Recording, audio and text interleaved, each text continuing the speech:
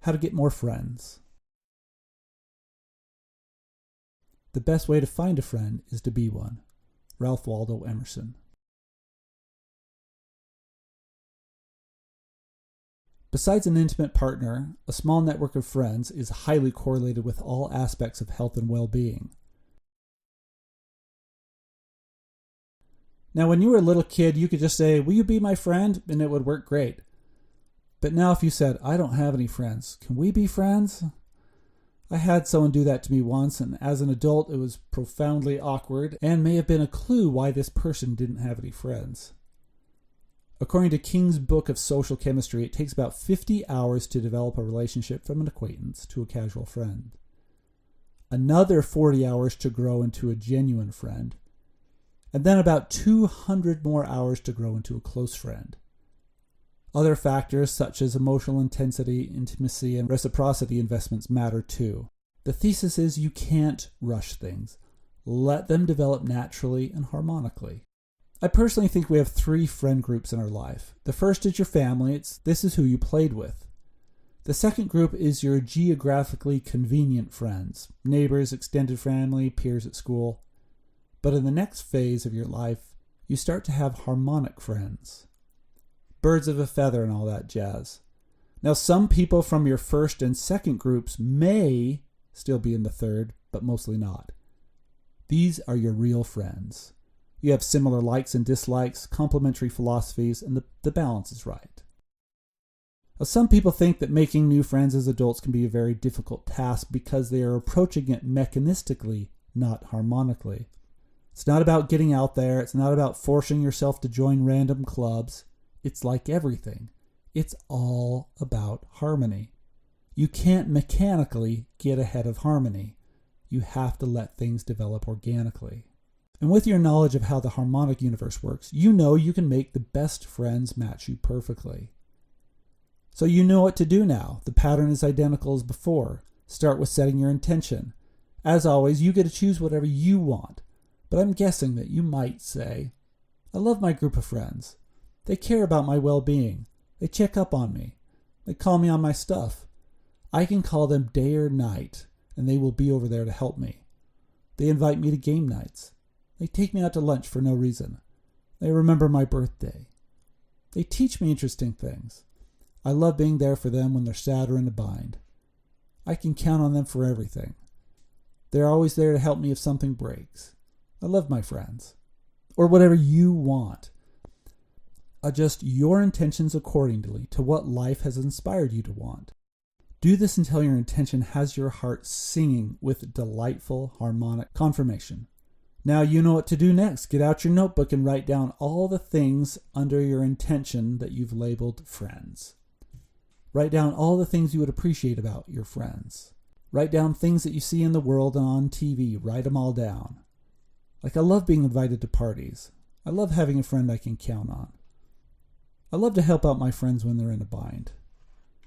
I love being able to lend out some of my stuff to friends. I love being there to listen to their problems and help unload. I love having friends to plan fun events with. I love having a friend that can help me fix my house, car, computer, whatever. I love going to game nights with my friends. I love having a friend that I could trust with anything. Get in this feeling place where your heart is full and your emotions are soaring. Then go about your day. Do this every day until you reach a tipping point where new things start popping into your mind that you can add to your list. And be friendly to everyone. Let things develop naturally. Don't force things. Now, some people just can't make friends and they don't know why. Nobody's going to tell them that they're annoying or have poor hygiene. Of course, if you had a good friend, they would call you out on that.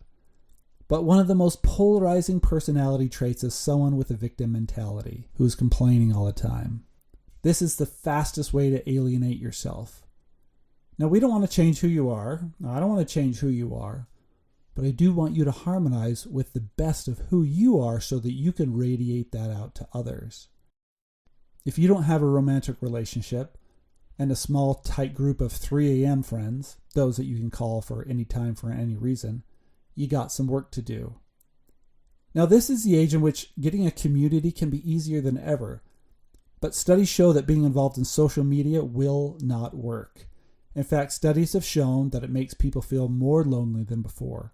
Social media excessive use has been linked to an increased feelings of loneliness and isolation, particularly amongst young people. So everybody needs to up their game, especially me.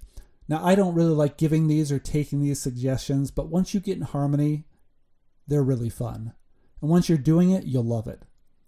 It is so satisfying. So here are the top 10 fun things to do once you're in harmony to increase your social health. 1. Reach out. Text or call one person from your past. A quick check-in can have a big impact. 2. Schedule regular social time. Put in a weekly or monthly coffee date in your calendar. Consistency matters. Join a group related to a hobby you already have. Don't start a new hobby. Find a group for something that you already enjoy. Hiking, books, games. 4. Volunteer. Find a cause you care about. The shared purpose creates natural connections.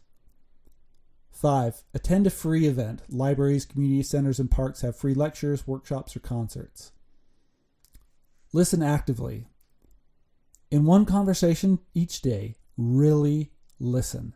Ask open-ended questions. Don't interrupt. Focus on the other person. 7. Invite someone. Be specific. Say, coffee next Tuesday is better than, yeah, we should hang out sometime. 8. Engage on social media. Don't just scroll. Comment thoughtfully on posts. Send a direct message or share something relevant. 9. Act of kindness. Help a neighbor, compliment a coworker, hold a door. Small gestures create connection. 10. Ask all of your neighbors over for dinner. One household at a time. You'll love it.